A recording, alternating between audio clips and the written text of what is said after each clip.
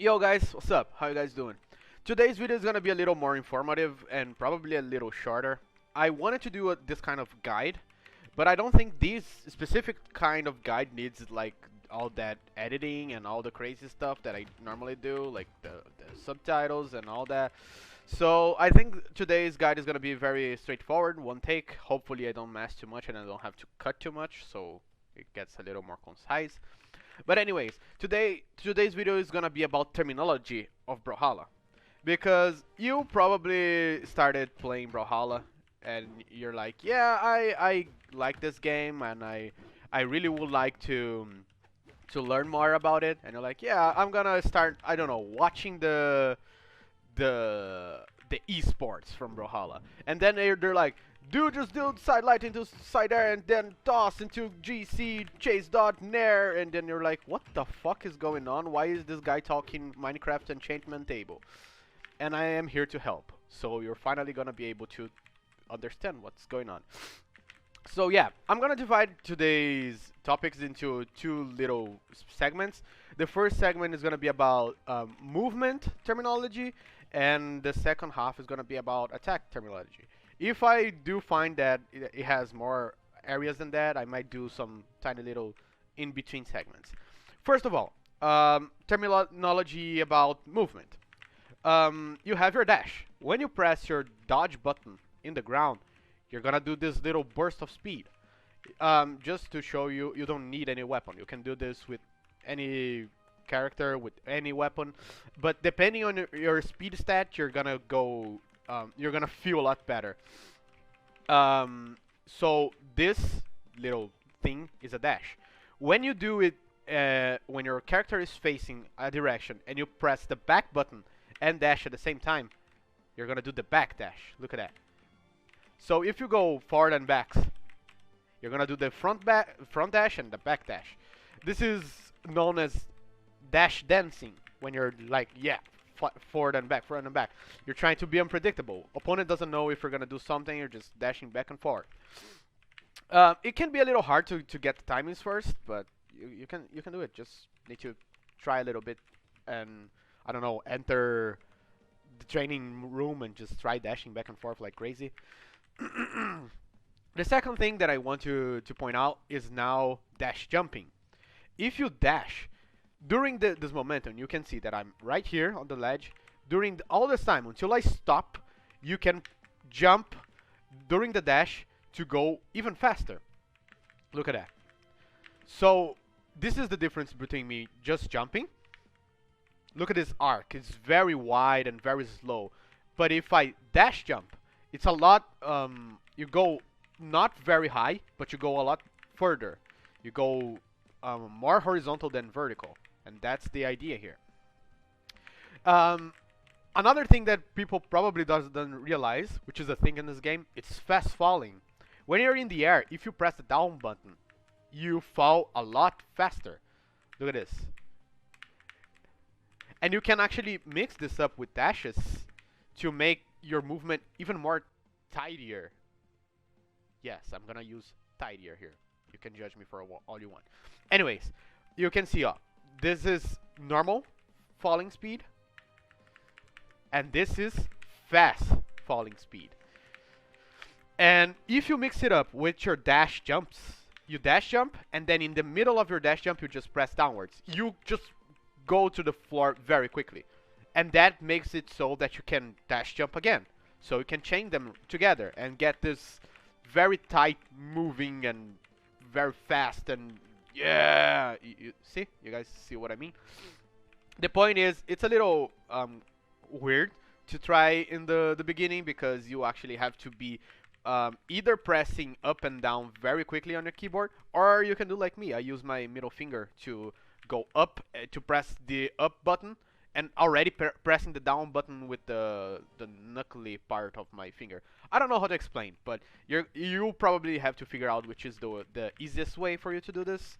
But that's the idea here. You're gonna jump and you're gonna press down, or you're gonna dash jump and you're gonna press down. It's yeah, that thing that just happened there. It's probably very common in the beginning because you're gonna press Z or your dash button while you're in the air, and then you're gonna do a little dodge instead of dash jumping, which is not a great thing. That's why you should practice, because if you just bust your dodge and your enemy is not a soulless husk, they're probably gonna punish the crap out of you. Anyways, the next one is what we call gravity cancel.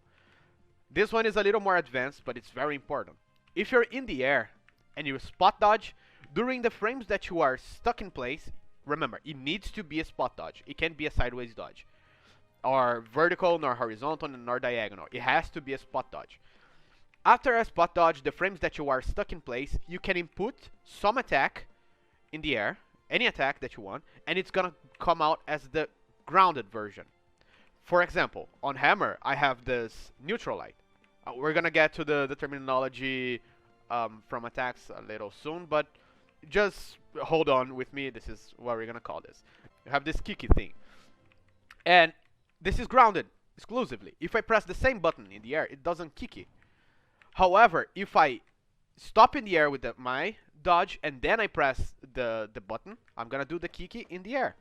That's called a gravity cancel. You can do that with any move. Like, you can do it with this one, you can do it this one. It doesn't matter. It can be signature. It can be heavy attacks, it can be light attacks, it can be anything. Just as long as you spot dodge and you press the button. In the beginning, it's gonna be a little hard. I'm gonna say that to you because you need to get into the habit of stopping your momentum completely. You need to stop moving so before you input the attacks. Because if you press, for example, I want to do a side heavy attack in the air, and I hold forward and I don't do the spot dodge, that's gonna happen. But if I hold forward and do that, it's gonna come out like this. It's gonna come out as a dodge and then a recovery. We're gonna come back to that real soon. But that's the point. You need to stop and then input your attacks. Keep that in mind. Next movement, and I think this one is the last movement thing of the day. Oh no, there's another one. I forgot. Yeah, we're gonna have to change maps real quick, but I'll change for the next one. It doesn't need to be on this one. The point is that the next movement thing that you're gonna need is what we call a chase dodge. A chase dodge. Let's try that sentence once more. It's what we call a chase dodge. A chase dodge is when you hit an opponent, you can press your dash button or dodge button in any of the directions other than the opposing direction you hit your opponent. That means if I attack Sidra here, I can't press chase dodge backwards. Understand it? It can't be in the opposing direction. But if I hit Sidra and I use my dodge button in any of the directions that Sidra is facing, you're gonna go fast. You're gonna go zoomies. Look at that. You're gonna go so sonic, supersonic racing or whatever. And that's the thing that I want to emphasize here. You can do sideways. You can do upwards. You can do on that diagonal. And you can even, if the attack, I'm pretty sure this is how it works. If the attack you hit is grounded, you can actually do two of them. One of them grounded and one of them not grounded, I guess. So you can do stuff like this. Or stuff like this. Or even cooler. Look at that. See? You can even chain two of them together. If you want to know why this is in the game, it's because back in the day, we didn't have dash. So the only way for you to aggress on your opponent was for you to have more aggressive options. And back in the day, you could do this zoomy thing without needing to attack your opponent first. You needed to be moving for a while, and then you go zoomies very fast. I don't remember how they call it back in the day, but it's been a while, man. Anyways, the point is that you can use chase dodges to keep aggression on your opponent. So if you, let me actually do something real quick here. I'm gonna set Sidra to more damage, and supposedly I hit her, and I can just, oh, never mind, I forgot I can use that one. I'm gonna hit Sidra, and then I'm gonna keep aggression on her, because I use my chase dodge to follow her, and then I can just chain my attacks together. There are more uses for this, but they're a little more advanced. There's this thing in Hammer called Russian Mafia, which actually uses that, which is that thing, this attack. And let me go in slow-mo so you guys can understand a little bit better. but you can see that after the attack, I actually use a chase dodge. You can cancel the chase dodge at any point with an attack, and I canceled it with a recovery here with a heavy attack in the air, so I can chain the attack together. And you can do that with gauntlets. You can do that with lots of weapons. With any weapon, after a chase dodge, you can cancel at any point with an attack. You can even cancel pretty early, like that. Which I mean, you might find a use if the opponent jumps a lot after you hit them. You hit them, and then you just cover the air right away. The next thing on this list is actually one of my favorites, which is slide charge. It's a mixture between movement and attacks and aggressive ones, and that's why I chose to do movement first, because you actually need to know the movement, the technique, before you can do this. Slide charge is when you dash into an attack, especially a heavy attack, and you hold it out of the ledge like that. You're literally slide charging an attack. And you can do with basically any attack. Some of them you can even reverse, like Yumiko's neutral sig. You can grab someone on the ledge there. Pretty cool, if you ask me. Let me show you guys something that can actually be accomplished with that. With Yumiko, you can do this pretty neat combo. So if you guys want to try it out, it's a 0 to death with Yumiko. It only works with her, and it only works with in 0 damage and this type of ledge. But it's pretty cool, because since we're gonna talk about slide charge, you can actually do this with a slide charge. It's pretty dope, right? Basically what you do is, after the slide charge neutral sig, you chase dodge downwards with the down air. You should be careful though, because if you miss, you're probably gonna chase dodge out of the thing. It's a very risky move, but it's pretty cool when you actually hit it. Like that. And it's pretty dope. Anyways, back to the thing. Back from that segue. You can slide charge many SIGs. Some of them you can reverse. Some of them you cannot. And it's pretty useful when your opponent is out of options, already used their dodge, and you just want to do a quick KO. So you just slide charge and cover a big area. Because if you're gonna stop here and then use it, it's probable they're gonna like try avoiding you, go even higher with the last of their options. So if you go for the slide charge, you can even follow their movement, because they don't know if you're gonna let go early on, if you're gonna let go here, or if you're gonna let go of the attack way down there. So it's just another mix-up layer. So it's pretty dope. Anyway, that's the point. And now I'm gonna hop to another map, because the last thing that I want to show you actually needs some ledges. So I'll see you there. Here we are. I brought my little friend Sidra with me. I can beat the crap out of her a little bit more. Anyways, the thing that I want to show you guys is actually a little more advanced. This one I still struggle to this day doing stuff. It's called a ledge cancel. When you jump into a ledge, there are a small amount of frames before your character does that little stompy animation that you can input stuff and actually have it be a grounded attack. It's the same idea with the gravity cancel, but you're gonna use the ledge to do it. So if you dash as soon as you touch I think the abdomen of your character touches the ledge, you're gonna do a let me try inputting. I promise you guys I can do it. I'm not that bad. There we go. Finally did it. I still struggle to this day, but you can do. It's very precise. But if you, there we go. If you jump on the ledge and you press your dash button, you're gonna dash on the ledge. It takes a little practice. I haven't practiced this in like 6 months, but it's a thing that you can do, and it's gonna take a little while to get it. But if you want to bring your movement game to another level, that's probably something you need to practice a little, because it really can make you very hard to predict if you grab these and the timings and actually, yeah, you're gonna become a pro. Anyways, more things you can do with ledge canceling is that not only you can use dashes like that, you can actually use attacks. So if you press what would be a down attack in the air, if you press it at the right time, you can cancel it into a grounded version. This one is a little easier. I practice this a little more, so I can do it a little more consistently. So the side attacks I still have some problems doing, but and generally you're gonna use the down version a lot more because it's easier for input shenanigans. But you can do this with any attack. You've probably seen people do stuff like this. Yeah, people trying to combo you like this. People can really do some crazy stuff with ledges. Don't worry, this is true, but since they implemented DI, you can actually DI it out of this. If you don't know what DI is, it's basically another hidden function of the game. I'm gonna talk about it a little bit in the next section, but I have already a video in my 2v2 guide. I talked about DI, so you can watch that if you want. Anyways, the point is that ledge canceling is a lot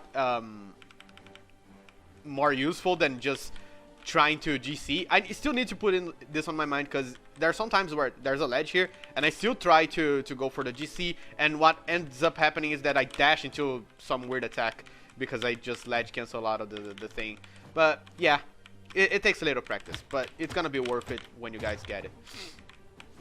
So now we're gonna go into the attack, the aggressive, or whatever you want to call it, the engagement terminology, which is a little more, I don't know, easy to understand. It's a lot more straightforward. Let me grab some weapon that might help you guys understand better. First of all, you need to know the names of the attacks. For easiness of pronouncing anything and other stuff like that, we actually in Brawlhalla we use lots of abbreviated versions of the names of the things. But the idea is it's very simple. You have 3 options of attacks, light attacks grounded, and 3 options of light attacks in the air. So we use Downlight. You probably heard this as Dlight as well. It can be like Dlight or Downlight. The same idea. Is your light attack while holding down in the ground. You have your side light, which is your side attack in the ground, or S-light for more abbreviated form, and you have your neutral light. Your neutral light, you can either be holding your up button, so you can do it while moving, or you can just not press any directions while you do it, so it's a neutral position light attack, or Nlight for short. The same idea applies to the air. You have your neutral air, or Nair, as people generally call it. You have your side air, or your Sair, and you have your down air, or your Dair. Easy, right? Pretty straightforward. But now comes the complicated members of the family. We have the heavy attack on the air, which we call recovery. It's called recovery actually because it's one of the main options you use when coming back to a stage, or recovering to the stage. You can use your heavy attack in the air to give you some height. I don't think there are other attacks. Yeah, I don't think there are other attacks in the entire kit of any weapon that brings you upwards other than recoveries. I mean, legit bring you upwards. I don't count this as a recovery because it brings you upward, but it gives you a little bit of recovery frames, so you can't, you know, right away come back. Anyway, and you have the GroundPound, which is the heavy attack but downwards. So that's probably the whole kit. You have your 3 light attacks on the floor. You have your 3 light attacks on the air. And you have 2 options of heavy attacks on the air as well. Your recovery and your GroundPound. Cool? Tight? Have you guys gotten all of that yet? Now I'm gonna talk about a little bit. This one is it's very advanced, but you don't need to understand it very heavily. You just need to understand the concept. Every attack has 3 stages to it. You have the first stage, which is the startup stage. The startup stage is the area of the attack where your character is just looking very harshly at your opponent with a lot of aggression. You have the middle stage with the active frames. Oh, that means you have the startup frames and you have the active frames. The active frames is when the hitbox is actually happening. Let me actually turn on hitboxes so you guys can see instead of me being silly. Look at that. During this whole attack, you have the startup, the active frames, which is the area that actually hits your opponent. And you have the recovery frames, which is now after the frames are done and your character can't move for a while. You need to remind yourself of that. There are 3 stages: startup, active, and recovery. Depending on the attack, it has more startup, more recovery, or more active frames, depending on the things. Attacks with more active frames means that your opponent can get hit a lot for a lot longer. Look at this Yumiko attack. It has a lot of active frames. Look at how many frames those things can hit you.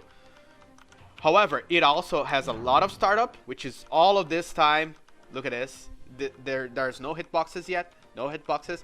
And now it's the first hitbox appearing. It has a lot of startup and it has a lot of recovery. I'm spamming the button and I can't use another one until all of them disappear. You can still do other shit, like you can still input other moves, but the time I am spamming, the timing until the last hitbox appears and the next attack you can input is called the recovery frames. You can actually visualize this better if you turn on stun, and you can see that your character flashes. That little flash that happens is when you can input another attack. And the orange flash is when you can input the same attack again.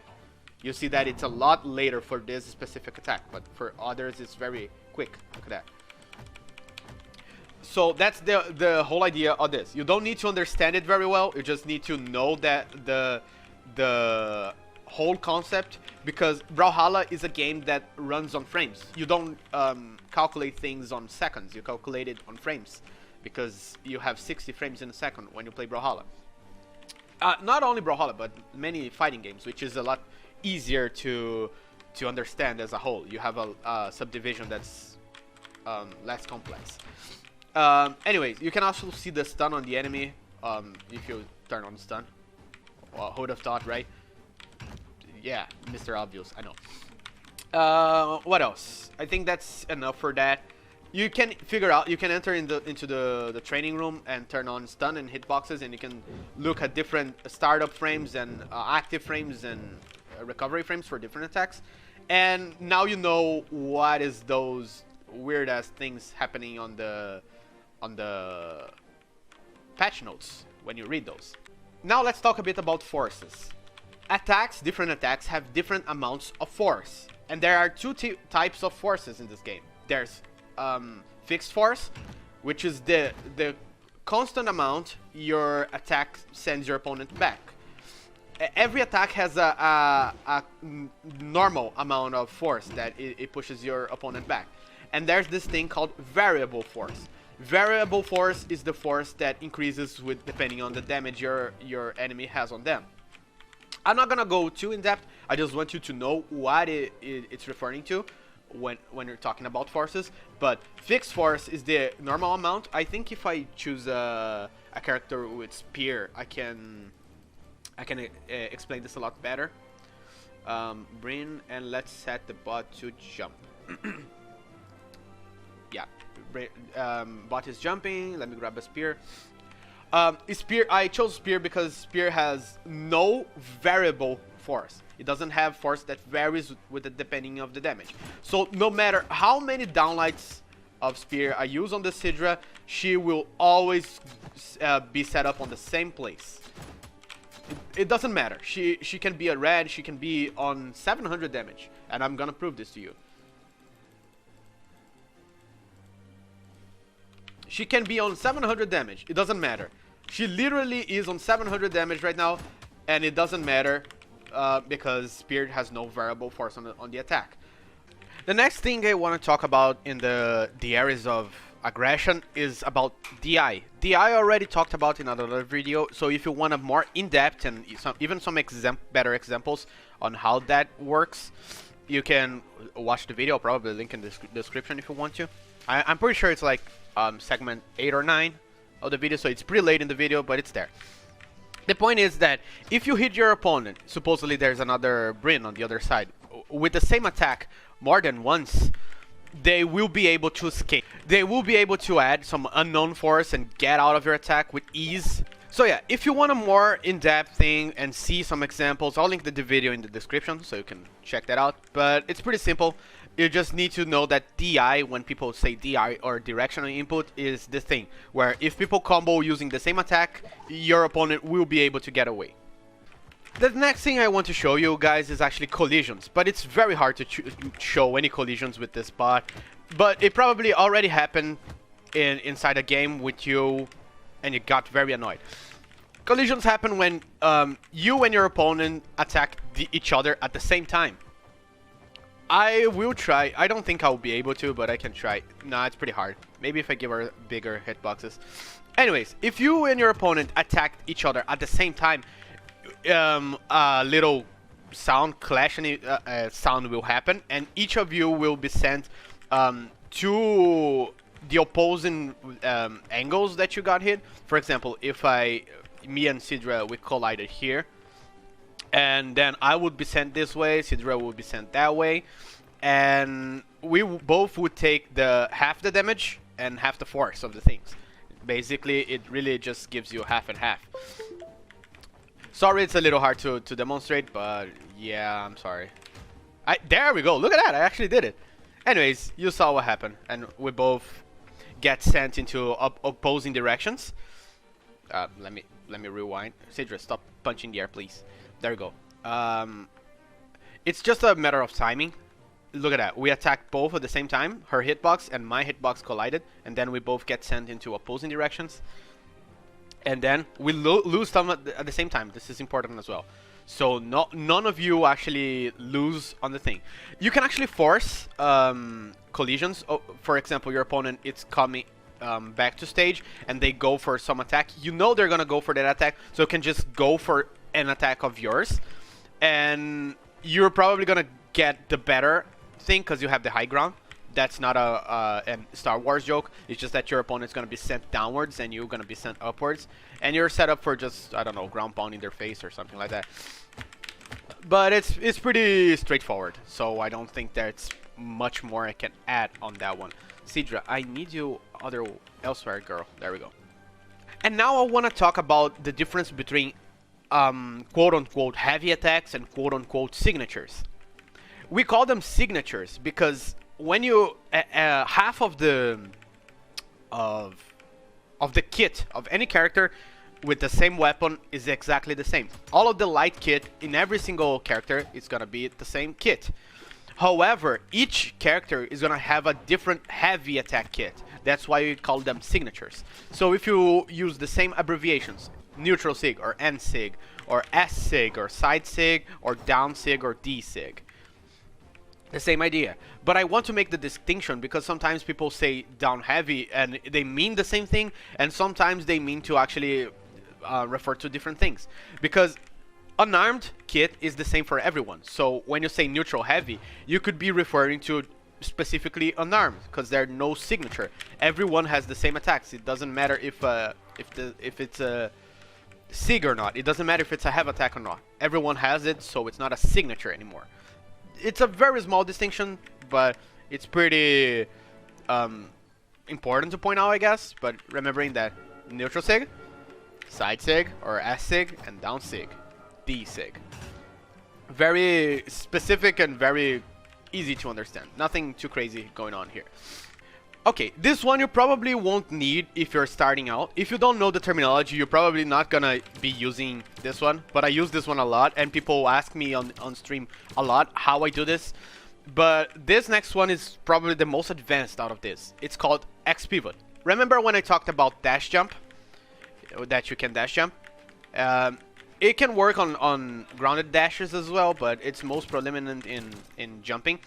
But the idea is that if you dash jump and then you input a reversed move, or in this case, I'm gonna dash jump towards Sidra, and I'm gonna input the Nair this way, the neutral wear. I'm gonna start using the terminologies now. I hope you're keeping up with it. So I'm gonna input the Nair facing the same direction as Sidra, but I'm gonna dash jump that way. If I do that, this little weird thing happens where my body just whips around very quickly. This is what we call an X pivot. X pivots is amazing. It's amazing for more advanced movement. Because if your opponent is here, let's say Sidra is here. I'm actually gonna set Sidra there. Sidra, can you do me a solid girl and go up there? Apparently I can't input Nlight into recovery. Oh yeah, she's not even damaged enough for that. There we go. She's there. Okay, Sidra is on that ledge. Supposedly she knows that I want to hit her with this neutral wear, so I can start juggling her and take her even higher, and even grabbing a recovery so I can get an early cheeky kill. So she's looking out for that. However, if I X pivot past her and then I come back with the Nair, I can grab her dodge. I don't know how I will show this because I can't make her dodge, but suppose she dodges and I just do like this. You see that the later frames actually grab her. If she were to dodge when I dash jump, the second hitbox, the front hitbox of the Nair would grab her in the rebound. X pivots can be inputted with many moves in the game, but you actually need to experiment because the list is very confusing and some of them kinda do but kinda don't. If you X pivot on the ground, it's gonna see that it's not as prominent, it's not as pronounced, you're not gonna realize that it's happening, but it is different. Look at this. If I stop and do, it doesn't have that little shimmy that happens. You can do with that's why I chose blasters, because with blasters it's when I use it the most, and it's probably the most useful on all of the X pivots. And you can do with any, I think, pretty sure with any of blasters attacks, you can see that they whip around. I don't think Sair, yeah, Sair you can do it. You see that it doesn't matter if I do the normal version, the momentum just keeps going. You can't whip around with Sair. But with any other attack, you can do it. With down there, which is one of my favorites, I'm gonna show you guys. If someone is camping on the ledge here, you can actually grab their dodge with the same idea on the Sidra here, but you X pivot the down there, and then you get them on the rebound. It's pretty dope. And with some practice, you can even grab people with some fast fall dares. When it's pretty dope. It's pretty cool, and you guys should. I'm gonna say the same thing when I did my small little blasters guide. You should use X pivots. It's a lot of fun.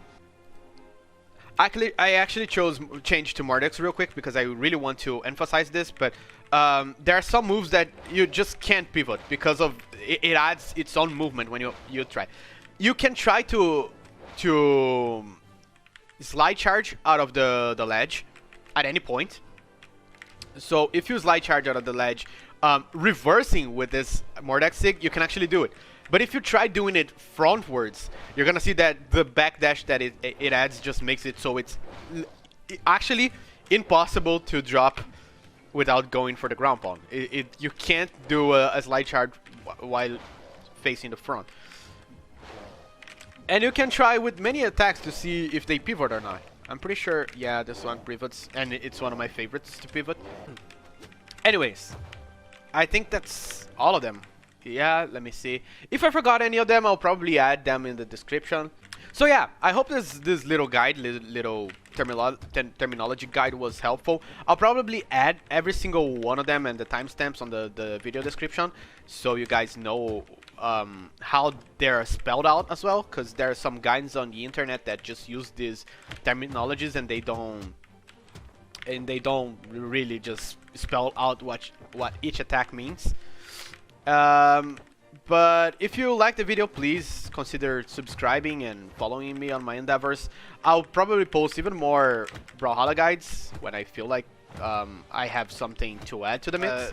I wanted something to be a lot more concise and not very in-depth, because when you're learning the terminologies, you probably just want to know what each word means. You don't necessarily mean you want to add it to your kid, because you might want to know what an X pivot is, but you're probably not gonna add X pivots to your kid until you're very advanced into the game.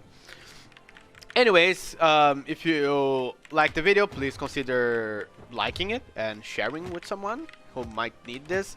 And you can probably subscribe too if you want to see more stuff coming out from me. Also, look at this graph. You guys, look at this graph. This graph is pretty fun, right? Yeah, thank you for looking at the graph. See ya!